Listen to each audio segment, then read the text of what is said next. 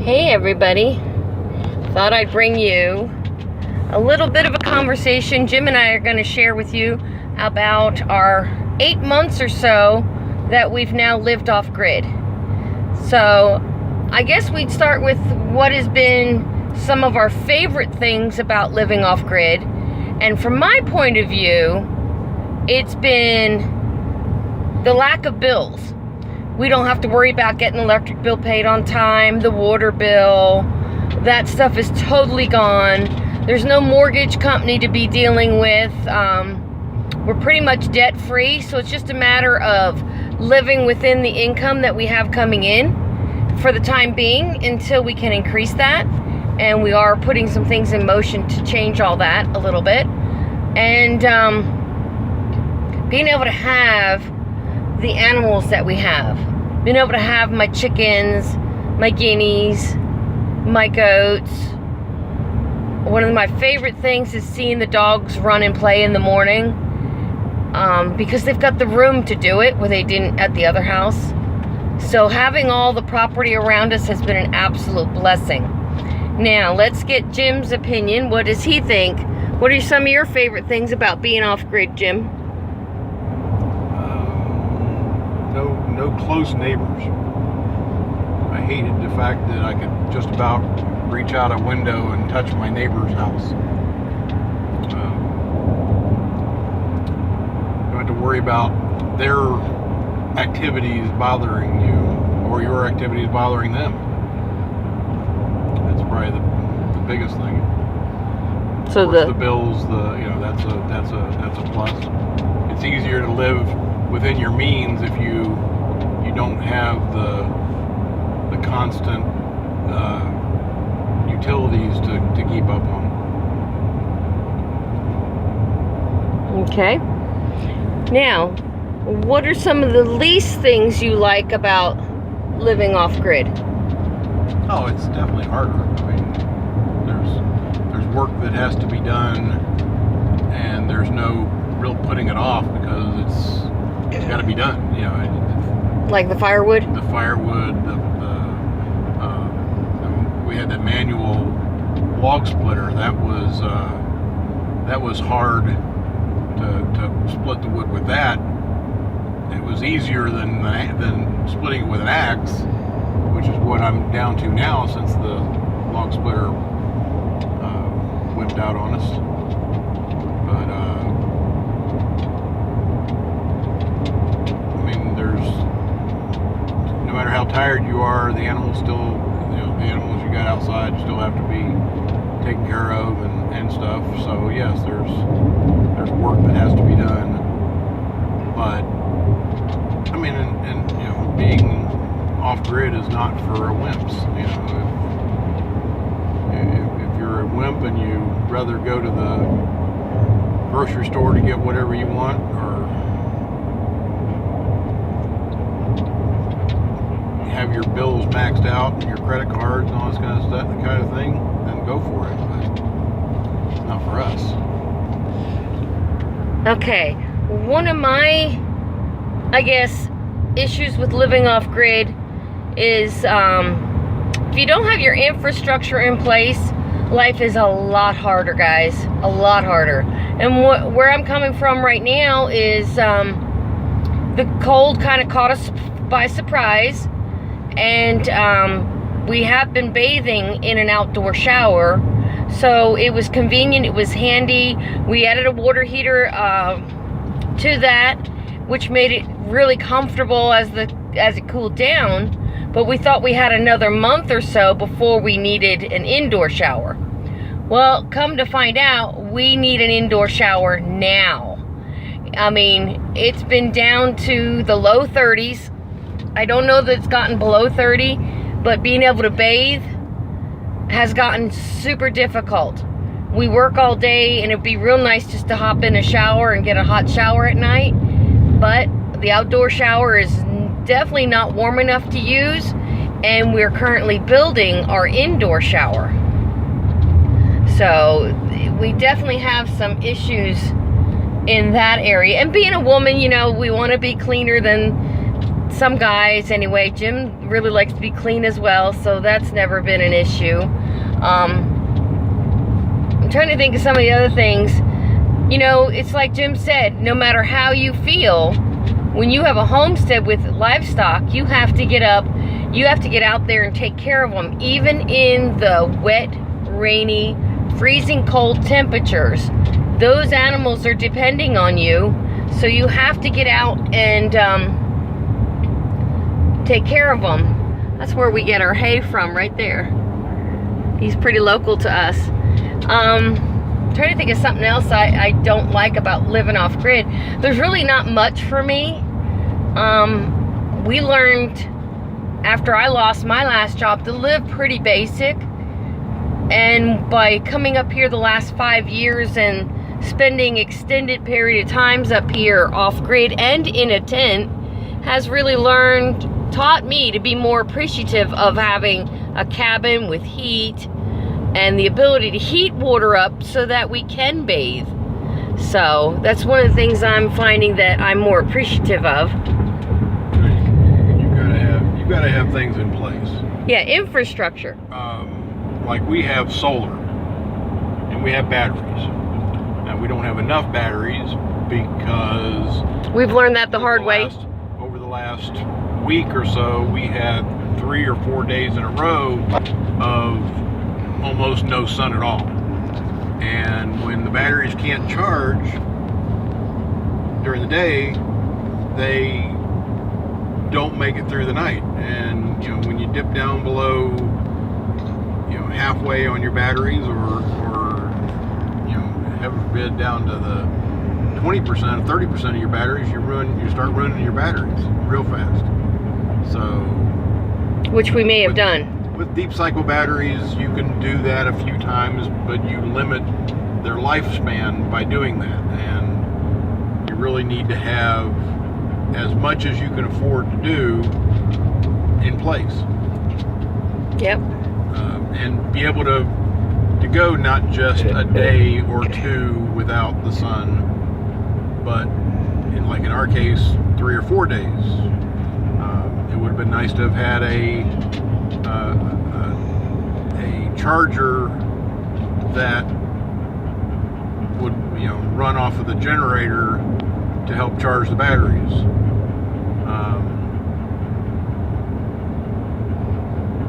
There's a deficiency in the marketplace for large capacity chargers that are affordable.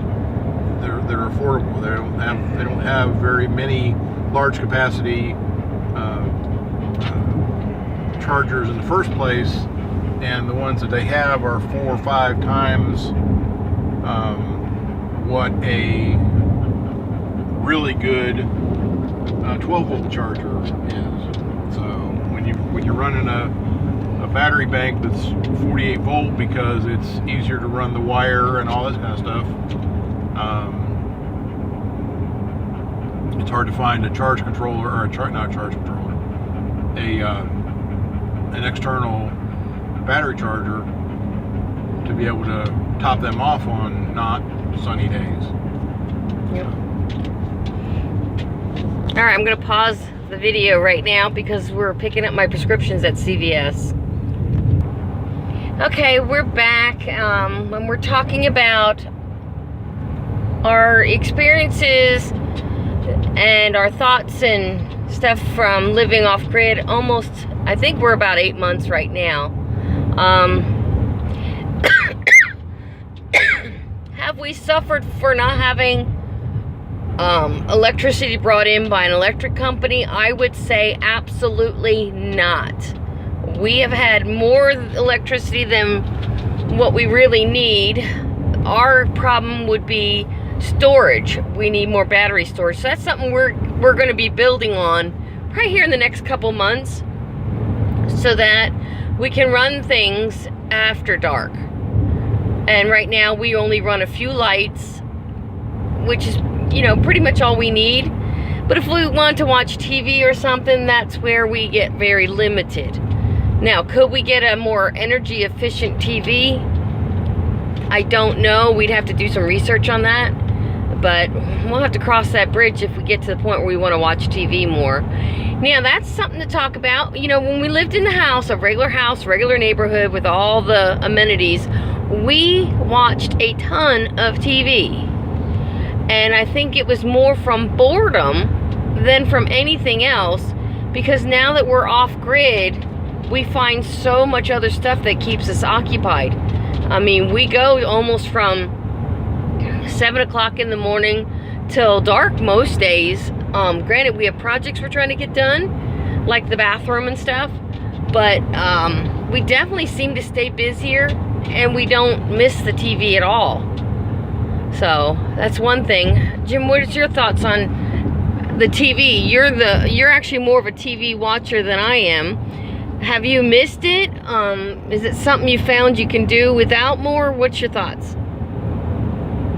Well, I mean, would it be nice to sit down and watch a program, you know, in the evening as we're winding down for the day? Sure. But the fact that the cost of having the phone or the television brought in through a satellite dish and through all this technology through the airwaves, the signal's not that good most of the time. If there's any clouds in the sky, you're watching, you know, pixelization and all this stuff. It's just not it got to be where we just didn't enjoy watching at all. So we haven't watched. We went over 3 months without even turning the thing on. That's true. So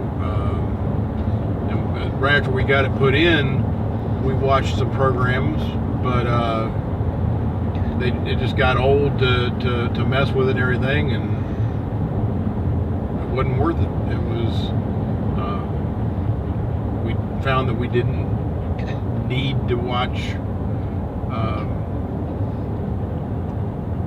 programs to keep us occupied.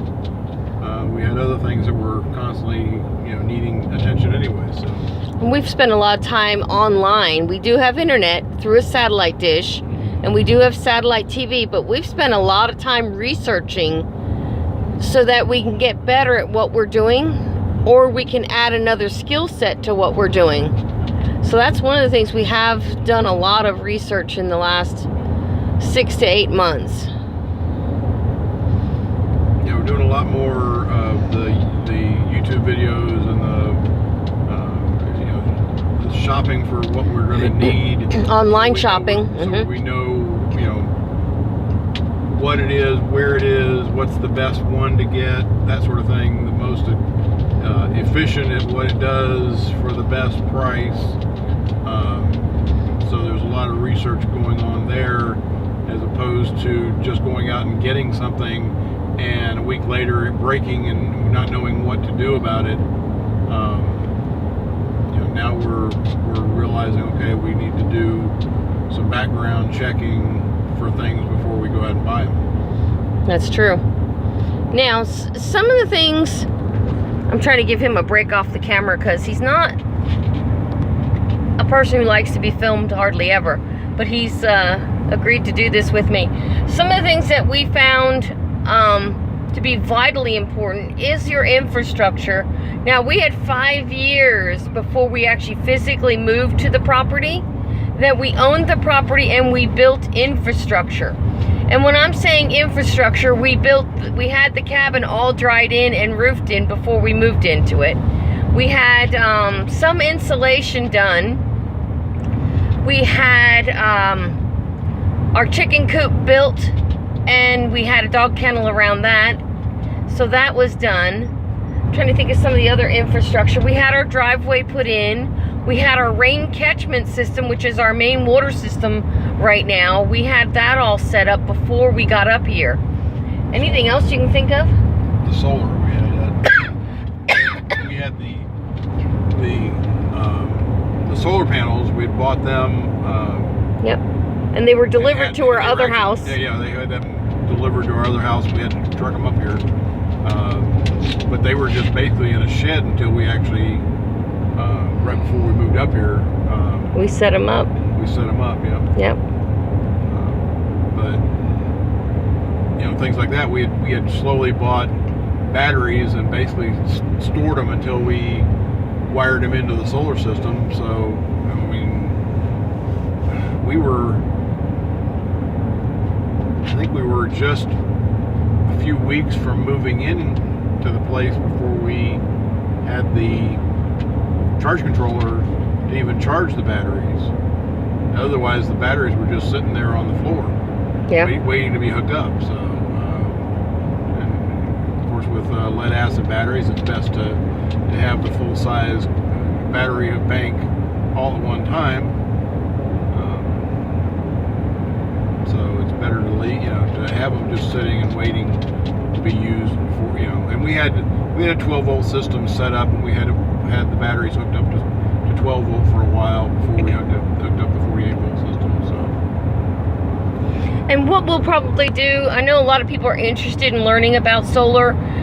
What I'd like to do, I don't really know much about it. Jim has been the mastermind behind our system and our setup, and we've learned a few things. Yeah, he's laughing, mastermind. He is borderline genius when he applies himself. So, yeah, he's pretty much engineered, drew up our cabin that it passed the permitting office, and he designed our solar system, hunted out all the parts, and yes, he's gotten advice from Missouri Wind and Solar. They have been excellent. Guys, if you need advice on solar, contact Missouri Wind and Solar. Yes, it's a plug for them. No, we don't get paid by them by any means, but we do know customer service, customer service, customer service. It's the one thing this country seems to be lacking now, is good customer service, and they provide it. I can't say enough about them. They have been probably one of our best go-tos for getting set up solar-wise and being off-grid with it all. I'm trying to think of anything else that has been... And one of the mistakes we made, let's go there. Let's just go there. When we got the goats, it was all exciting and stuff, and we thought, okay, we have these little green tubular fencing. We didn't have near enough of it. We thought, okay, we got this little tiny pallet shelter, and we ended up coming home with 3 goats instead of 1 or 2. We had this little 10 by 10 dog kennel. We thought we could house our goats in. We were very uneducated in goats. We knew what they needed for feed, so we were good there, but what we didn't know was how to recover goats that hadn't been properly cared for prior to us.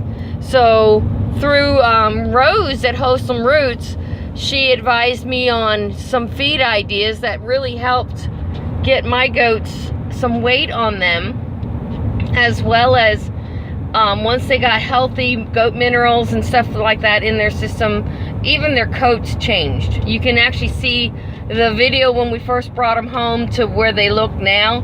Totally different looking goats. One of our biggest mistakes when we got goats was not having enough fencing for them. For having 3, I would say, medium-sized goats. They're not small. Not like our Bella is.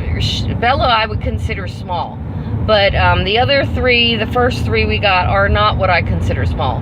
And we ended up having to go out and buy, we got what, 330 foot of fencing, some T-posts, and we used our pine trees as well, and we fenced in a nice paddock area for that group of goats. We also invested in a Premier One electric net fencing. How many feet is that, Jim? 330 feet. The Premier One? Oh, not the Premier One. Premier One is what? 160. The Premier One fence is 160 feet. So, and that's what houses and contains and protects our little girls. So fencing is definitely a huge must-have when you're building a homestead, whether you're off-grid or not. Fencing is going to be necessary.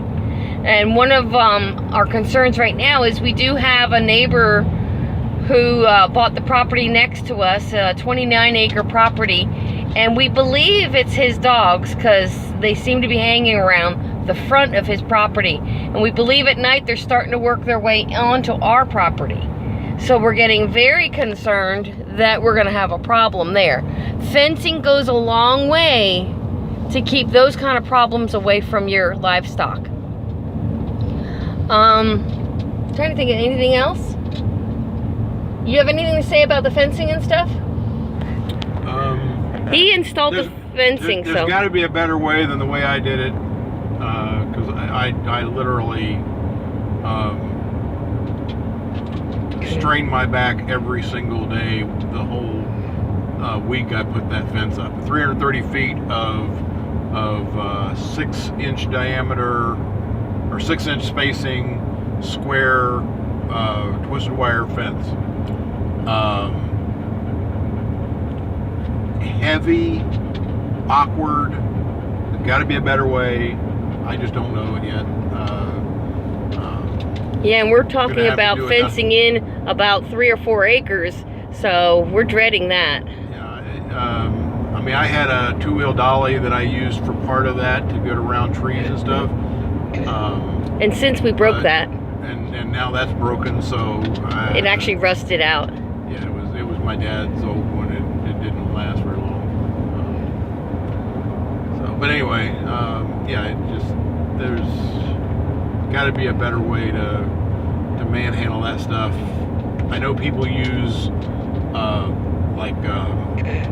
tractors and stuff. I don't have one. Nope, not yet. There's got to be a better way to do it than the way I was doing it. I could literally only work for an hour or two a day without being just done for the day, because I was flat worn out. Yep. Alright guys, I'm going to wrap this video up. It's getting awful long. And we will be doing more of these little talks together because it's good for us. And if we can help anybody out there who's looking to go off-grid and homesteading, or just homesteading, you know, if you want to start a homestead, there's some things you've got to put in place. Off-grid living is not as hard as I think some people make it. It doesn't have to be. There are some things you can add, like your solar, water pumps, so you're not carrying water, a rain catch system so you're not carrying water. And rainwater is very safe to drink as well. So there's a lot of things that you can make your life easier. But we will have to come back to you about, we want to do a video on solar. And I think I want to do a video on a few other things that have made our lives easier. And we have something new coming up this coming month that we'll be sharing with you if we make the purchase. It's going to make our life a lot easier. Alright guys, take care. God bless. Don't forget, like, share, and subscribe.